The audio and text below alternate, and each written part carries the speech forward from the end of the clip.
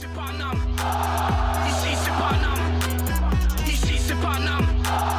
Ici c'est Paname.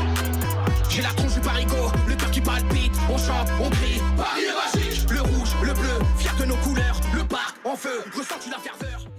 Yo, salutations mes humains, c'est OP, j'espère que vous allez bien, bienvenue sur la chaîne. On se retrouve pour une toute nouvelle vidéo, actualité mercato, tu l'as vu dans le titre de la miniature. On va parler bien évidemment de Xavi Simons, de Lenny Yoro et de ce fameux Ruskov, inconnu au bataillon, pour ma part en tout cas, qui, normalement, semble-t-il, dans les prochaines heures, va s'engager avec le Paris Saint-Germain. On va détailler tout ça, mais avant toute chose, on s'abonne à la chaîne si ce n'est toujours pas fait. La petite clochette à côté, on clique dessus pour les notifications, le référencement, on met son plus beau pouce bleu et on lâche son petit commentaire. Bref, sans plus attendre, nous allons parler du premier d'entre eux, ce fameux russe. Alors, je crois qu'on dit Matvei Safonov.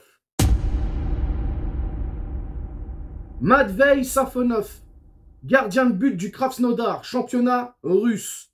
Je ne connais pas du tout. Alors, comme beaucoup de personnes curieuses, je suis parti voir un petit peu sur Internet, notamment YouTube. Alors, j'ai vu une vidéo où, à un moment donné, là, il fait un truc bizarre avec ses pieds et il se mange un but un peu casquette. Bon, tu me diras, tous les grands gardiens ont déjà fait une bourde. Mais sinon, de ce que j'ai pu, en tout cas, apercevoir sur quelques vidéos, c'est pas mal. Je trouve qu'il est puissant, il fait plutôt des arrêts quand même spectaculaires. Il va très haut. Alors, on est plus proche de Donnarumma que de Tenias en termes de gabarit. Mais oui, il a des qualités en tout cas. Il a des qualités. Après, à voir, c'est un gardien qui a toujours évolué dans le championnat russe. Je crois qu'il a 25 ans, si je ne dis pas de bêtises.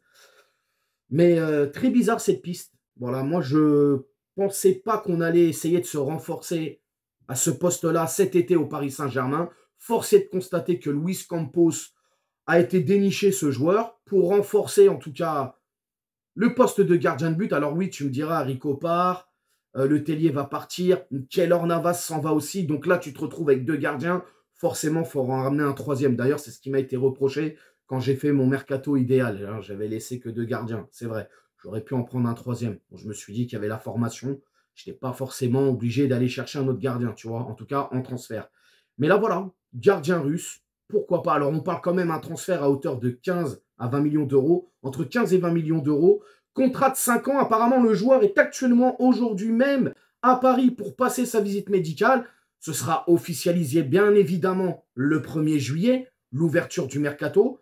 Mais ouais, très piste assez bizarre quand même. On verra bien. Comme on dit, on va laisser sa chance au produit. Mais de ce que j'ai pu voir, et si vous n'avez pas encore vu ce que ce gardien donne actuellement, en tout cas dans le championnat russe, je vous invite à aller regarder quelques compilations de ses arrêts sur YouTube. Alors bien évidemment, ça ne reste que des vidéos, c'est des compilations des meilleurs arrêts. On aimerait bien aussi avoir des compilations de temps en temps des gardiens où ils font des bourdes, ce serait bien aussi. Mais bon, c'est le jeu, en général on met ce qui est beau et ce qui est moche, on met de côté. Donc voilà les gars, on verra bien ce que ça donne et puis on ne sait jamais. Peut-être que ce gardien il peut venir et ça peut créer la surprise. On verra. On va maintenant aborder le sujet de Lenny Yoro. Lenny Yoro, 18 ans, jeune crack du championnat de France, défenseur bourré de talent. Bref, on ne va pas énumérer toutes ses qualités, mais quoi qu'il en soit, Luis Campos, le Paris Saint-Germain, en a fait une priorité pour le mercato estival. Sauf que le Real Madrid a pointé le bout de son nez et est rentré dans la danse. Ils auraient proposé, selon les dernières informations, ça a l'air plutôt vérifié et fiable en tout cas, entre 30 et 40 millions, avec des bonus, pour s'attacher les services de Lenny Yoro. C'est ce qu'ils auraient proposé au LOSC, aux joueurs, etc. Maintenant, ils ont demandé aussi aux joueurs, à ses agents et au LOSC de patienter un petit peu. Paris, lui, de son côté, n'a pas envie de patienter et veut boucler très très vite ce dossier. Maintenant, moi, il y a un truc qui me gêne là-dedans. Encore une fois, on va se faire enfumer. On se souvient de Camavinga. On avait proposé un gros tarot parce que je tiens à signaler quand même que Paris en propose 60. Paris est prêt à casser la tirelire pour un joueur qui finalement n'a encore rien prouvé, les gars. 60 millions d'euros, c'est quand même pas mal. Mais je ne sais pas pourquoi, j'ai la nette impression que le LOSC pourrait venir nous faire une entourloupe, c'est-à-dire accepter les 30, voire les 40 millions maximum du Real et de ne pas prendre 60 millions du PSG. Tout ça pourquoi? Pour ne pas renforcer le Paris Saint-Germain. Voilà. Mais oui, mais c'est la mentalité française, hein, en tout cas du football français. On préfère enrichir et donner ses pépites aux autres, mais pas les garder dans le championnat et que ni l'argent aussi des transferts transite dans le championnat. Parce que tu te doutes bien, hein, si on paye 60 millions, ils restent dans la Ligue 1. Hein, ça fait fructifier le truc, tu vois, en tout cas du côté du LOSC. Mais non, on n'a pas cette mentalité, chose que les Allemands ont par exemple.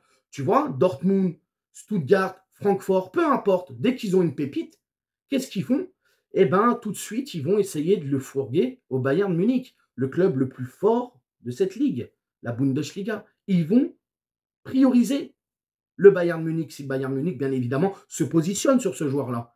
Mais non, pas chez nous, pas chez nous. C'est l'horrible Paris Saint-Germain. Il ne faut surtout pas que notre joueur aille là-bas. J'espère en tout cas que les agents, là, parce que c'est aussi une histoire d'agents, que les agents et le joueur vont bien réfléchir. En tout cas, lui, bien évidemment, Lenny Yoro n'est pas insensible aux sirènes du Paris Saint-Germain, mais c'est le Real Madrid. Hein, et le Real Madrid, voilà, alors peut-être qu'il propose moins, mais après, tu connais le prestige, les Ligues des Champions, etc.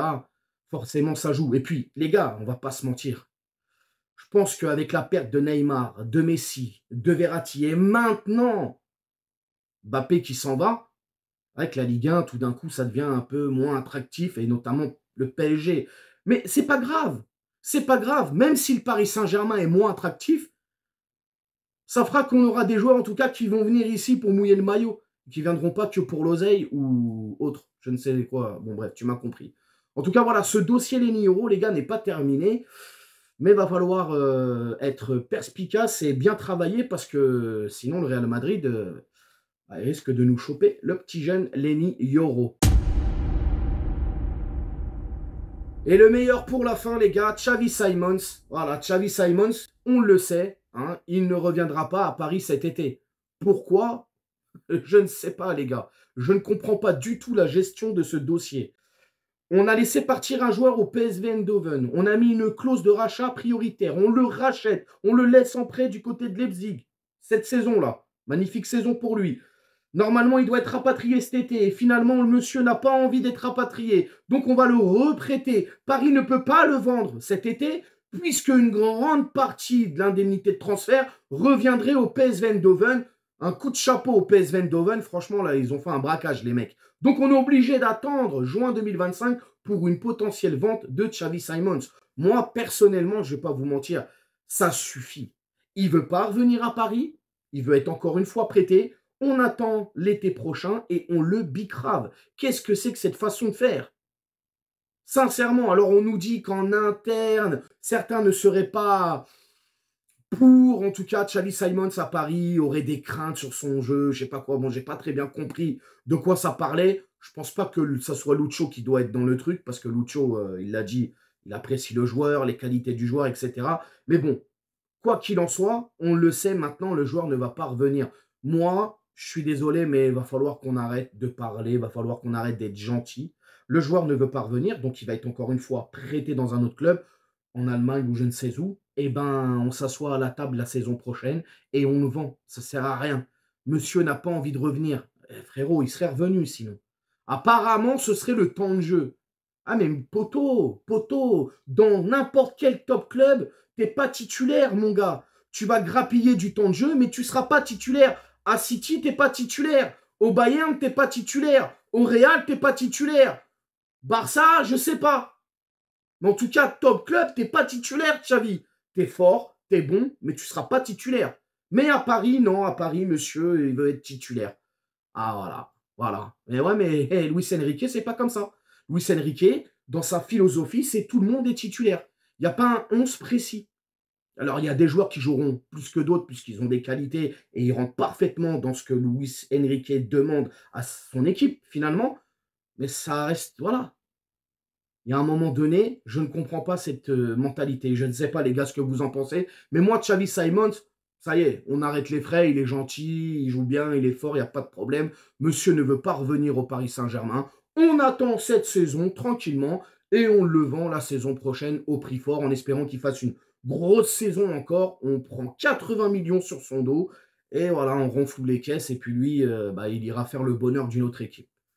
Voilà mes humains, j'avais envie de discuter de ces 3 dossiers avec vous, je voulais donner mon avis, mais surtout j'attends vos avis dans les commentaires. N'hésitez pas à me bombarder dans les commentaires. On s'abonne, hein, on clique sur la petite clochette pour le référencement, etc. Et puis, il va y avoir encore des informations qui vont sortir, mercato, etc. On en parlera tranquillement dans une vidéo prochaine. En attendant, je vous souhaite une excellente soirée et prenez soin de vous. Ciao. Nique sa mère, les footix, c'est l'UTES que j'incarne. Paris Capital et la Liga capitule. On voit toute ton équipe face à Navas, t'es ridicule. Je suis dans une école 90.